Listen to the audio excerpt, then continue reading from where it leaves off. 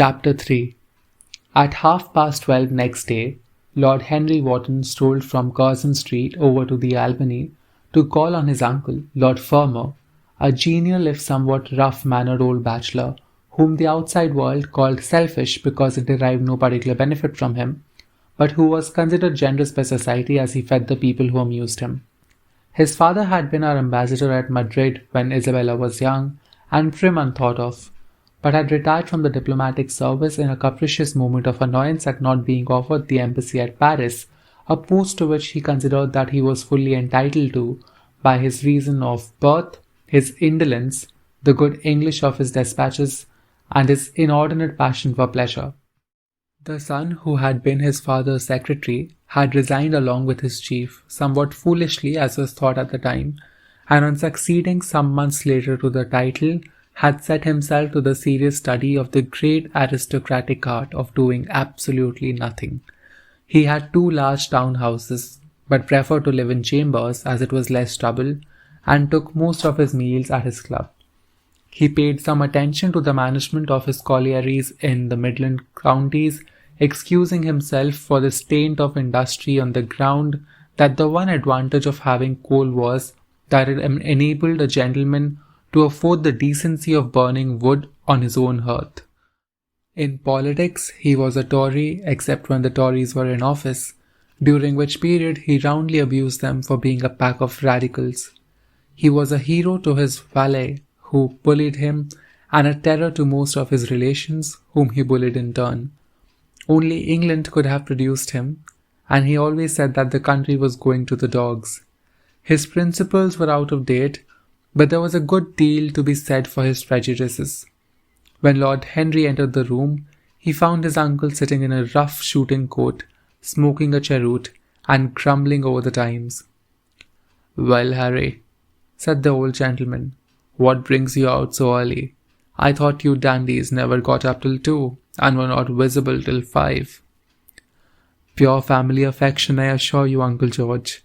I want to get something out of you." "Money, I suppose," said Lord Fermor, making a wry face. "Well, sit down and tell me all about it. Young people nowadays imagine that money is everything." "Yes," murmured Lord Henry, setting his buttonhole in the coat, "and when they grow older, they know it. But I don't want money. It is only people who pay their bills who want that, Uncle George, and I never pay mine. Credit is the capital of a younger son, and one lives charmingly upon it. Besides, I always deal with Dartmoor's tradesmen, and consequently they never bother me. What I want is information. Not useful information, of course. Useless information." "Well, I can tell you anything that is in an English blue book, Harry. Although those fellows nowadays write a lot of nonsense.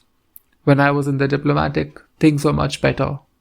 But I hear they let them in now by examination. What can you expect? Examinations, sir, are pure humbug from beginning to end.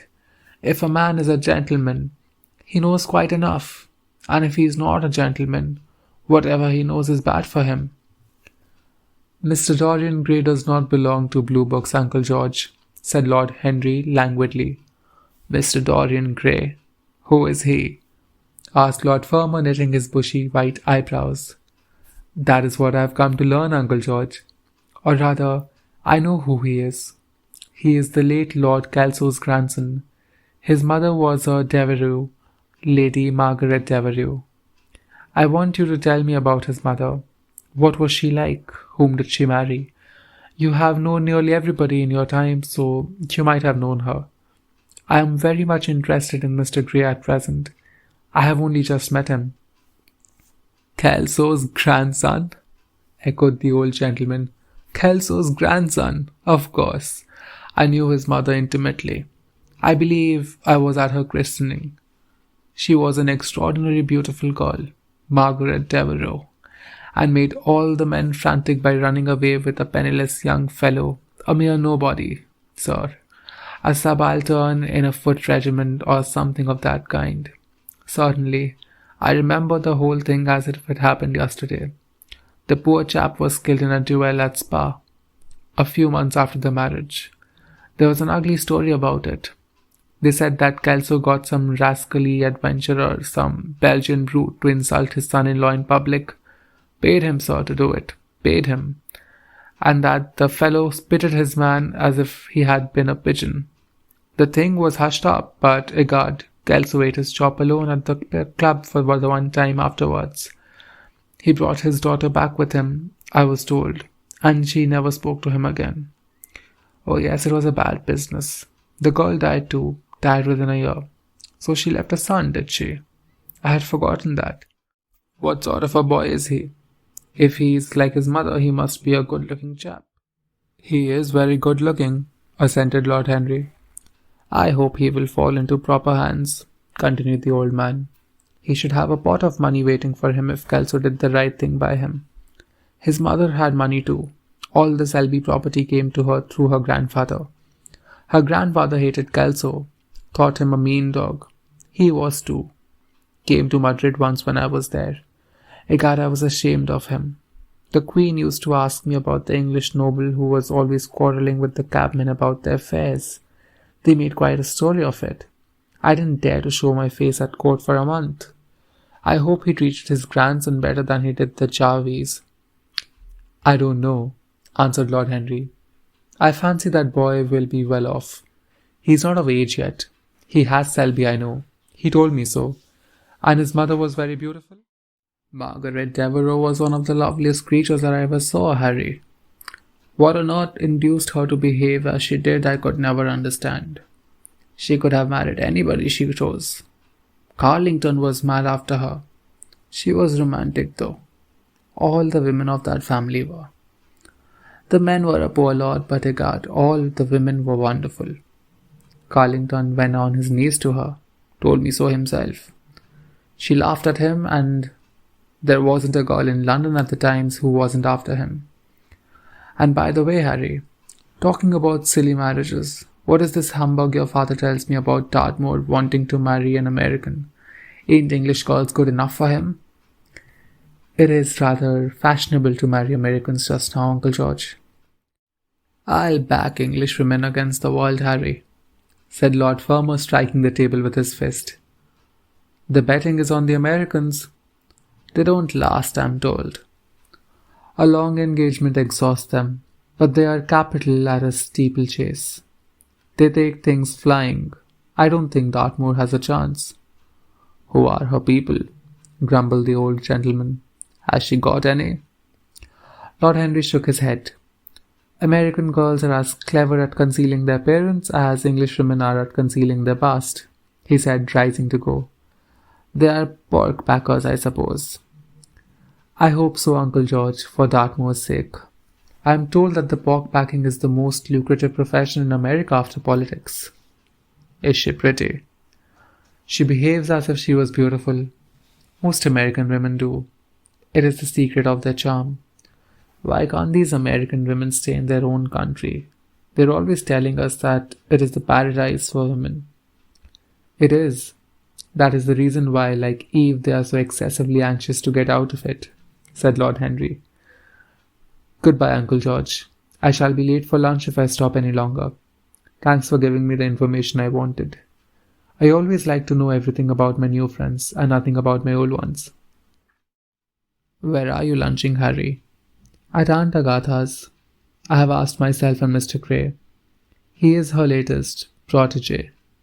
Humph. Tell your Aunt Agatha, Harry, to not bother me any more with her charity appeals. I'm sick of them. Why, the good woman thinks that I have nothing to do but to write checks for her silly fads. All right, Uncle George, I'll tell her. But it won't have any effect. Philanthropic people lose all sense of humanity. It is their distinguishing characteristic. The old gentleman growled approvingly and rang the bell for his servant. Lord Henry passed up the low arcade into Burlington Street and turned his steps in the direction of Berkeley Square. So that was the story of Dorian Gray's parentage. Crudely as it had been told to him, it had yet stirred him by its suggestion of a strange, almost modern romance. A beautiful woman risking everything for a mad passion. A few wild weeks of happiness cut short by a hideous, treacherous crime. Months of voiceless agony, and then a child born in pain. The mother snatched away by death, the boy left to solitude and the tyranny of an old and loveless man. Yes, it was an interesting background. It posed the lad, made him more perfect, as it were. Behind every exquisite thing that existed, there was something tragic. Walls had to be in travail that the meanest flower might grow. And how charming he had been at dinner the night before, as with startled eyes and lips parted in frightened pleasure, he had sat opposite to him at the club, the red candle shades staining to a richer rose the wakening wonder of his face. Talking to him was like playing upon an exquisite violin. He answered to every touch and thrill of the bow. There was something terribly enthralling in the exercise of influence. No other activity was like it. To project one's soul into some gracious form and let it tarry there for a moment to hear one's own intellectual views echoed back to one with all the added music of passion and youth, to convey one temperament into another as though it were a subtle fluid or a strange perfume. There was a real joy in that, perhaps the most satisfying joy left to us in an age so limited and vulgar as our own, an age grossly carnal in its pleasures and grossly common in its aims.